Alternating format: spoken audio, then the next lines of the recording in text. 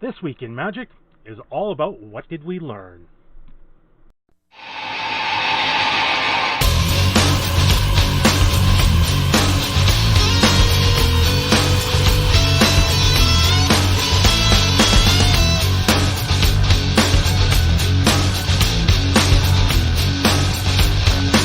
Okay, first up, it's a kind of an older story, but there was an update on the story. Round 7 disqualification. Dan Ward was disqualified from the Pro Tour 25th anniversary. Since this is a team Pro Tour, his team was also disqualified. It had to do with an Aether Vial, a Meddling Mage, and a Path to Exile. Thinking the Meddling Mage triggers when it enters play, like an Enter the Battlefield scenario, but it's actually when it enters play, which is a slightly different thing. So he tried to Path of Exile something else in response to the Meddling Mage after he let it resolve, which actually was an illegal action, and he tried to angle shoot it to get the judges to rule in his favor. Unfortunately for him, it responded with him losing a match, a disqualification, and now we find out he's actually received a 6-month ban for this attempt at cheating and angle shooting with the judges. I don't know if this is enough or if there should be more to it. You guys be the judge. Next up on the story is the debacle that we're seeing with the Mythic Edition scenario. There has been many things that have gone on, and the Hasbro toy shop, everyone told them, do not sell from the shop. It is a horrible website to use. There were people getting charged up to 5 times for the cost of one of these boxes and still not receiving emails for confirmation. There was also a scam that sounds like it went around where random people were pretending to be Hasbro using a Hasbro caller ID, which you can easily do with a Skype name, and telling people to give them their credit card over the phone.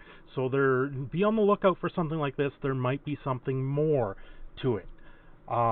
It is such a debacle that we've actually got a field reporter out there right now at Wizards of the Coast for a statement from them. It is hot. It is burning. Everything's on fire. Run while you still can. That's the situation, folks. It was that bad.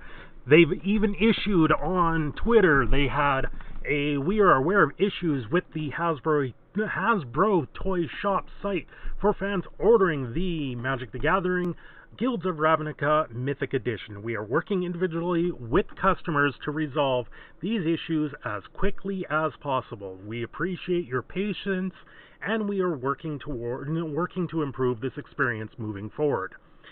If you've experienced an issue and have not talked yet to someone, the Hasbro Toy Shop helpline is 1-800-408-0052.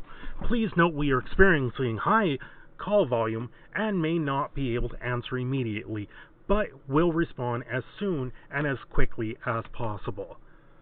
Folks, you can see here just by looking at this was 55 minutes and 7 minutes into it, and how badly did they start getting ratioed? There is problem at Hasbro, and they need to fix the websites.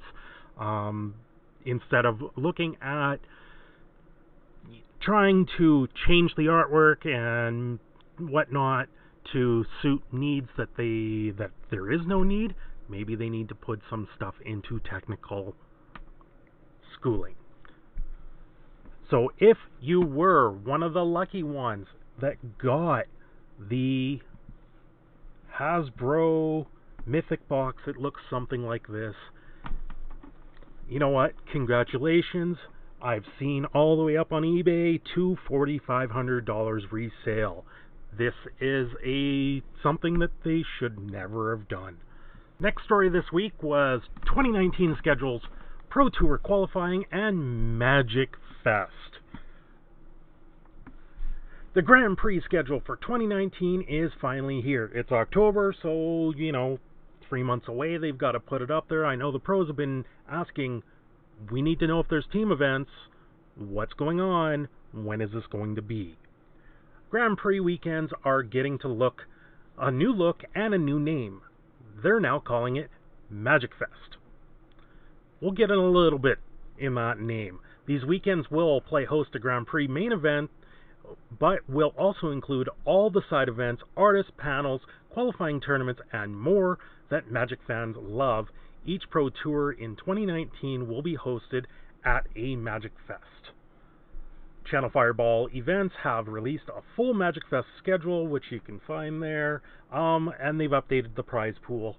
We're revamping how players qualify for the Pro Tour. The short version is we're doing away with pre-qualifiers, previously known as PPTQs, and creating a system to replace it that will provide a direct qualification path.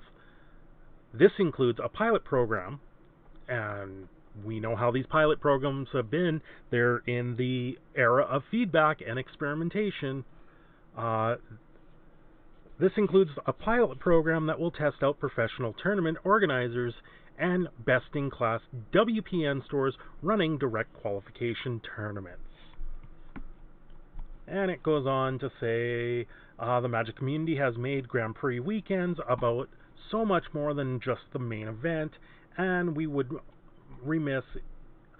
be remiss if we didn't acknowledge and celebrate that. So pretty much, instead of it just being a Grand Prix, they're hyping it up more. They want more vendors. They want to do panels. They want people to come out and do anything and everything Magic the Gathering related. So qualifying for the Pro Tour begins with Dallas at Fort Worth. There's the Grand Prix, open events, 1 PT slot, open events, multiple PT slots, and invite-only events. So there's quite the change here in it, so be on the lookout for more to go with this. And to continue with the Magic Fest story, what did we learn? Well, today we learn that Eden Magic Festival already owns the name to Magic Fest. And they've put out a tweet here saying, "Hi, at Hasbro, we're a bit concerned that the name of the event, Magic Fest, we believe you to be associated with will cause confusion between our audiences. We already use this name in association with our entertainment event. Please advise to whom we should speak to in your company." So that was just before 8:30 this morning that came out. This is the Christmas miracle of the future, magicfest.co.uk in December 27th to the 30th. So give these guys some love and support, because obviously Wizards of the Coast is trying to step in and rein in another name that they do not own. And you can see their actual Twitter handle is Magic Fest. So you'd think somebody would have been smart enough to actually type this in to a search engine to find out that the name has already been taken. So more on that to come. So as you can see here, I've opened Arena for us to all see. There was a glitch that happened during one of the maintenance events that they took down Arena for. If you were logged in during the first maintenance this week, they made, when the maintenance was over and you went back into the game, for some reason they made you redo the tutorial. When the tutorial was redone, they gave out the starter decks over again, giving you 2 copies of certain cards that were in those starter decks, much like Gelta here. And we can also go and see the Dragon Queen, that I personally have 2 copies of the Dragon Queen. Oh, I went too far. Where are we? 2 copies of the Dragon Queen right there. 2 Burning Sun Avatar. I've even gotten 2 Banefire, but that's from something else.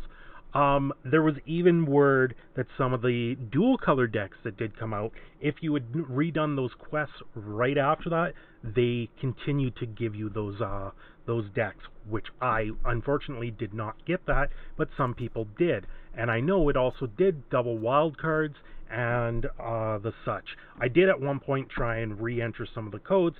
That did not work. but there was a glitch in the arena. So that's the arena news this week.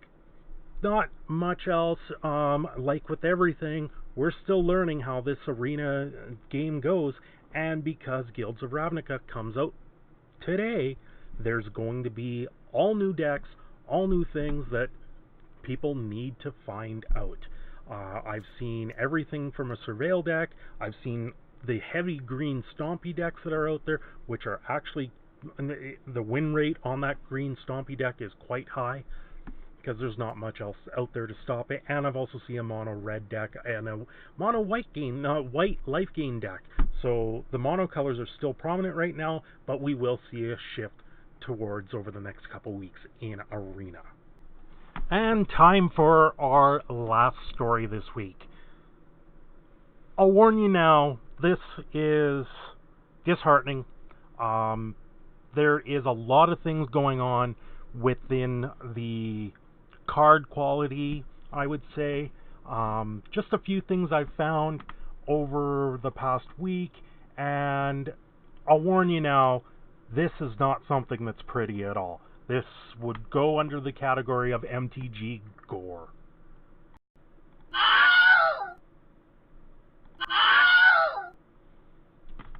Yes, as you can see here, folks, some cards, people are opening them up. Today you may see from your boxes that these cards do not have a glue layer in them, or very little glue that's been missed at the factories. And this wasn't just contained to one person. This is going across the interwebs as we speak, and I suspect there's going to be a lot more of these show up. These cards are not pretty. They break my heart to see the quality get to this level, that it's now gone this bad. You know, let me just play the scream one more time, because that's what it is. It is horrific. So folks, did you like this week in Magic? What did we learn? We learned that card quality has hit the rock bottom. We never thought it would reach this far. We learned that cheating doesn't prosper because you end up with the ban, and we learned that the Hasbro toy site was a big situation of I told you so from the consumers. And I guess we also learned that Magic Fest is already a name taken by another group. So, like I said, it was what do we learn this week? If you like this video and you want to see more, please give me the thumbs up. Don't forget to hit that subscribe button. I'm always on the lookout for more subscribers and people to share this content with. I do have Streamlabs set up, and I do have Patreon set up. Links will be down down below here. Please take a look there. And I stream almost every day. I try to do it at least every couple days, if not every day. Please feel free to check those out. The audience is growing, and there will be a lot more Magic the Gathering streams, along with other video games like Ori and the Blind Forest, and maybe a Castlevania stream here in the near future. And for now, I'm just going to sign off and say thank you, everyone, for coming out, giving this a listen, and watching it. Have a great day.